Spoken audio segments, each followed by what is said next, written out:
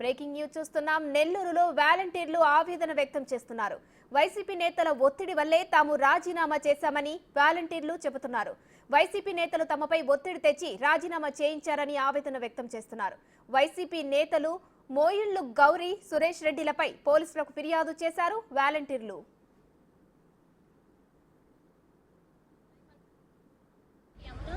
నేను గత 5 సంవత్సరాలుగా 21వ వార్డులో వాలంటీర్గా విధులు నిర్వహిస్తున్నాను. మాకు విషయం ఏంటో కూడా తెలియదు. సడన్గా మీటింగ్ అన్నారు, రమ్మని చెప్పారు. మేము వెళ్ళేసరికి అక్కడ ఇంకా ఇలా రాజీనామా చేయండి అమ్మా అని చెప్పారు. ఒకవేళ మీరు ఇప్పుడు రాజీనామా చేస్తేనే నెక్స్ట్ ప్రభుత్వం వచ్చాక కూడా మీ జాబ్స్ ఉంటాయి, మీకు ఇంకా దీనికంటే మంచి బెటర్ లైఫ్ అనేది ఉంటుంది అని చెప్పారు. ఇంకా ఒకవేళ మీరు రాజీనామా చేయకపోతే ఈ ప్రభుత్వం వచ్చినా కానీ మీకేమీ మేము సహాయం చేయలేము అని చెప్పారు. మేము మీకు భరోసాగా ఉంటామని చెప్పారు. అందువల్ల మేమందరం కూడా రాజీనామా చేశాం. కానీ ఇప్పుడు ఒక్కసారిగా ఇలా జరిగేసరికి వాళ్ళు కూడా ఏం సమాధానం చెప్పడం లేదు. ఇటు మా భవిష్యత్తు అనేది పోతుంది. మెయిన్ ఏంటంటే చిన్నపిల్లలు ఉన్నారు. ఒక 5,000 కాదు, 5,000 మా పరిస్థితులకి చాలా చాలా ఇంపార్టెంట్. ఎందుకంటే మేము మధ్యతరగతి కుటుంబాల్లోంచి వచ్చిన వాళ్ళం. మాకు ఆ 5,000 కూడా ఎంతో ప్రీషియస్. ఎందుకంటే మాకు సొంత ఇల్లు అనేది లేదు, ఏం లేదు. మాకు ఇంటి బాడు కట్టుకోవడానికైనా కానీ వస్తున్నాయి కదా అన్న నమ్మకంతో మేము వెళ్ళి చేస్తూ ఉన్నాం. ఇలా జరిగేసరికి మేము చాలా ఇబ్బంది పడ్డాము. ఇప్పుడు మా ఉద్యోగాలు మాకు కావాలని మేము అడుగుతున్నాము. అందువలన 21వ వార్డు కార్పొరేటర్ అయిన Gauri madam and Suresh Reddy sir వాళ్ళ పైన మేమందరం కూడా కేసు పెట్టడానికి అనేది వచ్చాము. సిఐ సార్ని ఈ కేసుని టేకప్ చేసి మాకు తగిన న్యాయం చేయమని కోరుతున్నాము. మళ్ళీ మా ఉద్యోగాలు మాకు కావాలని మేము.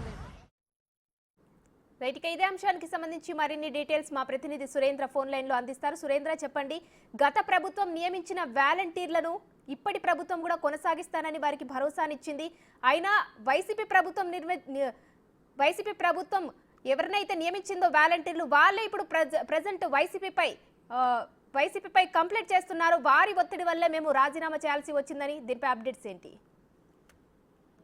అమ్మా, ఇక్కడ గత వైసీపీ ప్రభుత్వంలో ఏర్పాటు చేసినటువంటి వాలంటీర్ వ్యవస్థ విధానం ఏదైతే ఉందో ఆ వాలంటీర్ వ్యవస్థను పూర్తిగా కూడా ఎలక్షన్ సంబంధించినటువంటి 2024 సంబంధించినటువంటి ఎలక్షన్ లో ఆ వాలంటీర్ ద్వారా ప్రతి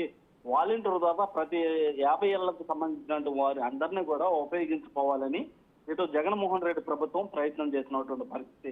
ఈ ప్రయత్నంలో గత ఎన్నికల్లో కూడా ప్రతి నియోజకవర్గం నుంచి ప్రతి గ్రామంలో కూడా వాలంటీర్ల నుంచి ప్రతి 50 ఏళ్లకు సంబంధించిన వాలంటీర్లందరూ కూడా ఇటు ఆ గ్రామంలో ఉన్నటువంటి వాలంటీర్ 50 ఏళ్లకు ఎవరైతే ఉన్నారో వాళ్ళందరినీ కూడా బెదిరించి ఓట్లు వేయించుకొని ఖచ్చితంగా మన ప్రభుత్వం వస్తుందని చెప్పి జగన్మోహన్ రెడ్డి ప్రభుత్వం ఆశించినటువంటి పరిస్థితి. ఆ పరిస్థితుల్లో గత ఎన్నికల్లో జరిగినటువంటి ఏదైతే 2024లో జరిగిన ఎన్నికల పరిస్థితుల్లో ఆ ప్రభుత్వంలో ఖచ్చితంగా జగన్మోహన్ రెడ్డి మళ్ళీ సీఎం అవుతారని చెప్పి వైసీపీకి సంబంధించినటువంటి నేతలు ఎవరైతే ఉన్నారో వాళ్ళందరూ కూడా వాలంటీర్లను ఉపయోగించుకున్నటువంటి పరిస్థితి.